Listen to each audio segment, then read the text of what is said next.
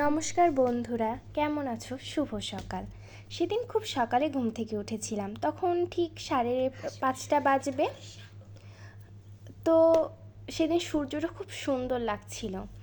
সকাল দেখতে খুব ভালো লাগে, ঘুম থেকে উঠে মনটাও খুব ভালো হয়ে গেল। আর সকাল সকাল ঘুম থেকে উঠলে তো মনটা অবশ্যই খুব ভালো হয়েই যায়।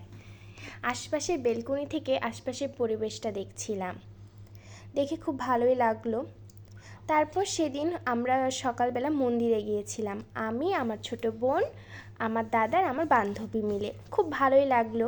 মন্দিরে পূজা দিয়ে, মন্দিরে যেহেতু ভিডিও করা যাবে না, ভিডিও করা হয় না, তাও লুকিয়ে লুকিয়ে আমার ছোট বোন একটু ভিডিও করেই ফেলেছে ঠাকুরের। তারপর সেখান থেকে চড়ক পূজায় গিয়েছিলাম।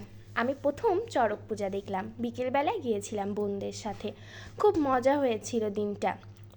চড়ক ঘোরানো দেখলাম, অনেক লোক এসেছিল। রাজশাহীতে ফার্স্ট টাইম আমার চড়ক পূজা দেখা। তো আমার দাদা, আমার বোন, আমরা কয়েক বোন মিলে গিয়েছিলাম। ওখান থেকে পদ্মার পাড়ে একটু বসে চলে এসে ওখান থেকে আমরা গিয়েছিলাম ভার্সিটিতে।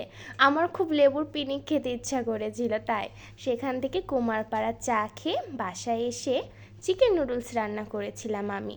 রাতে দুই বোন মিলে এটা খেয়ে ছিলাম। নুডলস আমাদের দুই বোনের খুব প্রিয়। ভালো থেকো, শুভরাত্রি।